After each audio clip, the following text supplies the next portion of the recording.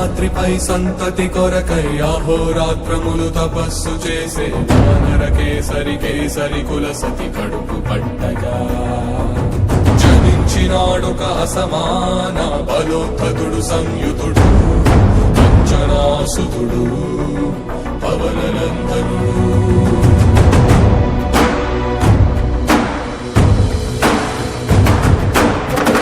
కిరణముల ఉదయాత్ముని గని అది పండిన తీయని పంటను కొడు సూర్యమండలము పట్టి తినాలని వీళ్ళూరే తన దేహం నాటున రవి మరుగై జగము చీకటై పోరా.